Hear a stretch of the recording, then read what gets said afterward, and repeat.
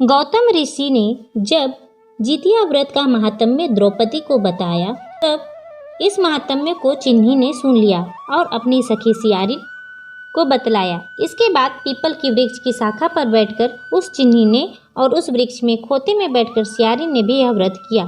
फिर वही चिन्नी किसी उत्तम ब्राह्मण के मुख से जितिया का व्रत कथा सुनाई और पीपल के खोते में बैठी हुई अपनी सखी को सुनाया। सियारिन ने आधी कथा सुनी और उसे भूख लग गई। शव से भरे हुए शमशान में पहुंची। वहां उसने इच्छा भर मांस का भोजन किया और चिन्नी बिना कुछ खाए पिए रह गई और सवेरा हो गया।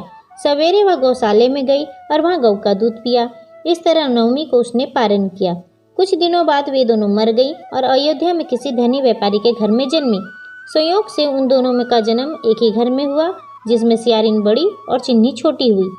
वे दोनों सभी शुभ लक्षणों से युक्त थी, इसलिए बड़ी लड़की काशीराज के और छोटे उसके मंत्री के साथ गृहपात्र अग्नि के सामने विधि पूर्वक ब्याही गई। पूर्व जन्म के कर्म फल से वह मृगनयनी रानी हुई। जिस किसी भी संतान को उत्पन्न करती वह मर जाती थी। मंत्री की पत्नी ने 8 बेटों को जन्म दिया और वे सभी जीवित रह गए। अपनी बहन के पुत्रों को जीवित देखकर ईर्ष्यावश राजपत्नी ने अपने स्वामी से कहा कि यदि तुम मुझे जीवित रखना चाहते हो तो इस मंत्री के सभी पुत्रों को उसी जगह भेज दो जहाँ मेरे बेटे को गए हैं, अर्थात इन्हें मार डालो।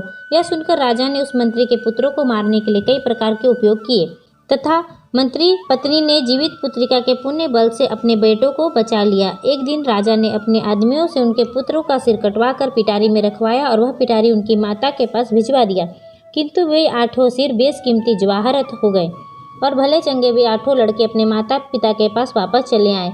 उनको जीवित देखकर राजपत्नी को बड़ा विस्मय हुआ। अंत में वह मंत्री की पत्नी के पास आई और उसने पूछा, बहन, तुमने कौन सा ऐसा पुण्य किया था जिससे बार बार मर जाने के बाद भी तुम्हारे बेटे नहीं मरते? इस पर मंत्री की पत्नी ने कहा, पूर्व जन्म में मैं चिन्नी थी और तुम सियारिन। हमने और तुमने साथ साथ जीवित पुत्रिका का व्रत किया था। तुमने व्रत के नियमों का भली भांति पालन नहीं किया था और मैंने किया था। इसी दोष से हे बहन तुम्हारे बेटे नहीं जीते हैं। ओ राजरानी, अब तुम भी उस जीवित पुत्रिका का व्रत करो और तुम्हारे बेटे भी दीर्घायु होंगे। मैं तुमसे सच सच कह रही हूँ। उसके कथानुसार रानी ने व्रत किया, तभी से उसके कई बेटे सुंदर और दीर्घायु होकर बड़े बड़े राजा हुए।